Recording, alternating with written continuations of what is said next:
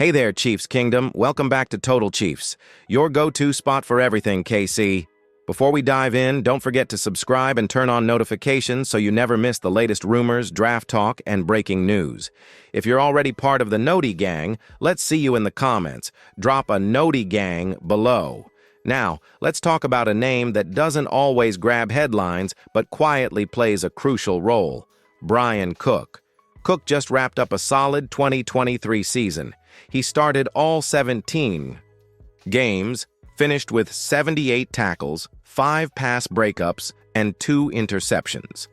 Those might not be eye-popping stats, but here's the thing. The guy is reliable, tough, and exactly what you need in a system like Spags. No, he's not a superstar.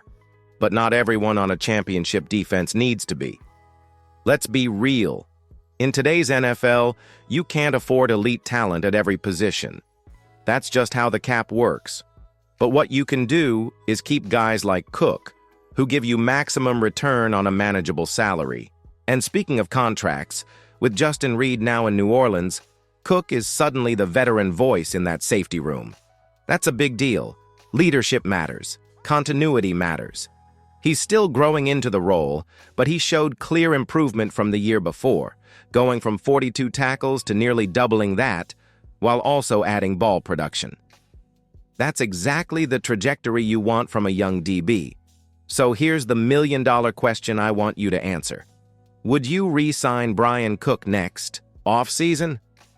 Let me know down in the comments. Type yes if you'd keep him or no if it's time to move on. All right, now let's shift gears, because coming up next, we're talking about a name you definitely know, and a possible reunion that could shake up the entire AFC. Ready? Let's go. All right, so we just talked about the steady and reliable Bryan Cook. But now, let's crank the volume all the way up, because this next rumor, it's got Chiefs Kingdom buzzing, and I know you've seen the tweets. Tyreek Hill, back in a Chiefs uniform. Yeah, I said it. Look, I get it. At first it sounds crazy, right? The guy left in 2022, got paid big in Miami, and life moved on. But here's the twist. Tyreek might not be all that happy in South Beach. Reports have started swirling that he's not thrilled with his situation. And here's the kicker. His contract has zero guaranteed money beyond this season. That opens the door. Right now, Tyreek's base salary is about $10 million.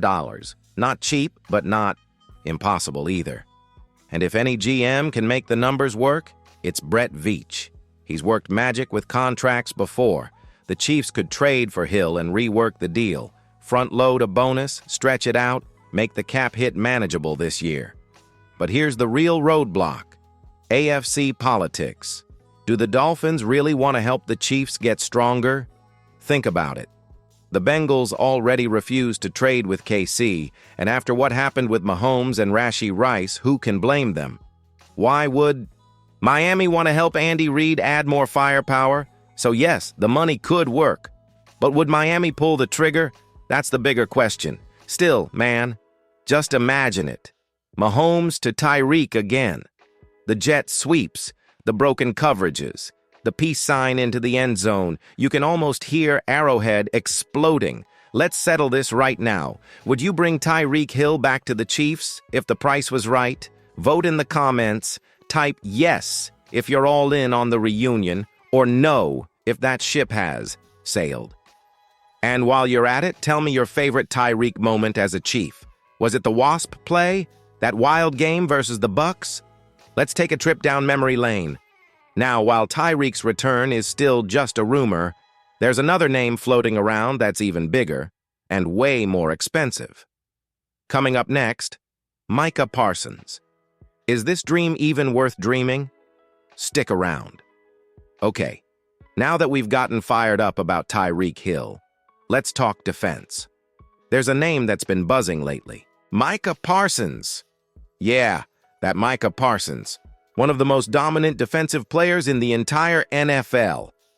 And there are whispers, tiny ones, but loud enough, that the Chiefs might be interested if Dallas ever considers dealing him. Now, before we go off the deep end, let's just recognize the talent we're talking about here. Micah has had 12-plus sacks in every season of his career. He's a wrecking ball, pure disruption. Line him up anywhere and he causes problems. Edge, linebacker, doesn't matter. He's the kind of guy that can flip a game on a single snap. But here's the thing, my friend. Getting Micah Parsons would cost a fortune.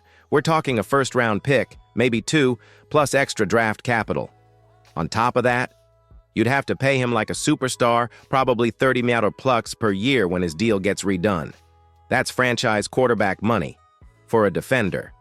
And in a salary cap world, it's not just about paying Micah. It's about who you can't pay after you bring him in. Chris Jones is already commanding big dollars. What happens to your flexibility if you tie up another chunk of cash into the defense? Ask yourself this. Would adding Micah Parsons make the Chiefs better? Absolutely. But would it make the team better in the long run? That's the debate. Here's a hot take. Maybe he's too much. Micah doesn't just come with a big price tag. He comes with expectations. And let's be real, Spags' system relies on depth and versatility, not just one elite weapon. So I want your opinion. Should the Chiefs trade for Micah Parsons? Drop a comment below.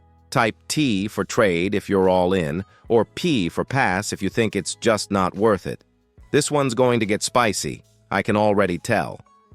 And up next, we've got another name being floated around. This time on the offensive side of the ball, George Pickens, explosive talent, but a whole lot of baggage.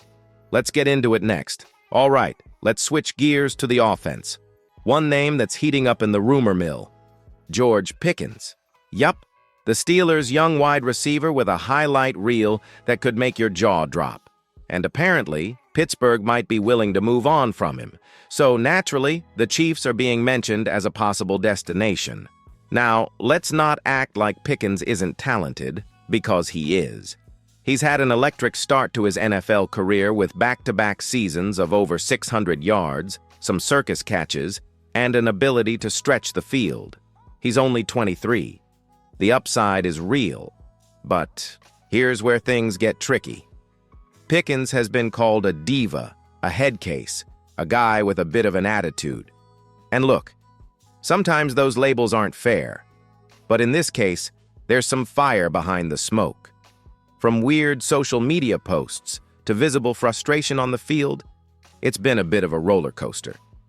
And here's something you may not have thought about. The Steelers have a spooky good track record of knowing exactly when to let go of a receiver. Think about it. Antonio Brown, Juju, Smith-Schuster, Chase Claypool, all talented, all showed signs of promise, and all fizzled out the moment they left Pittsburgh. So the question becomes, is George Pickens the next in that line? Or is he a breakout star just waiting to be unlocked by Andy Reid and Patrick Mahomes? We also have to consider the locker room dynamic. This team just won another Super Bowl. Chemistry matters. Would Pickens disrupt that? Or would the Chiefs' culture straighten him out? Here's the fun part. It's not just about football anymore. It's about risk versus reward. So let me ask you, would you take the gamble on George Pickens in KC? Comment yes if you're in, or no if you think he's more trouble than talent. And tell me why. I want to know what you think, because this one could go either way. Now, coming up, let's zoom out a bit and look ahead to the NFL draft. Should the Chiefs move up, trade down, or sit tight? Let's talk draft strategy. Next. All right, fan, let's look ahead. With all the trade rumors swirling, it's easy to forget the NFL draft is right around the corner. And for Brett Veach and the Chiefs front office, every scenario is on the table. Now here's the big question. Should the Chiefs trade up, trade down, or stay put at the end of round 1? Let's break it down. Trading up? Totally possible, especially if a key playmaker or elite offensive lineman starts slipping. We've seen Veach make aggressive moves before when he spots his guy, but there's also real value in trading down. If the board doesn't fall favorably, KC could scoop up extra day 2 picks and still land a solid contributor. Flexibility is power, especially for a roster already stacked with championship talent. Now, let me throw a name at you. Charles Grant, offensive lineman out of William and Mary. Not exactly a household name, but this dude is raw and athletic. A small school sleeper with a big frame and a ton of potential. Definitely a development project. But in the right system, he could thrive. And speaking of the O-line, Jalen Moore is someone the Chiefs are hoping develops into a long-term starter. If he locks down the left tackle spot next year, the team can focus elsewhere, maybe WR or edge, depending on how things shake out. So here's how we'll wrap this up. Who do you want the Chiefs to draft this year? Drop some names in the comments and let's get the conversation going. Also, if you haven't already, hit that subscribe button and turn on the bell. Total Chiefs is just getting started, and you won't want to miss what's coming. Let's go win another one, fan. See you next time.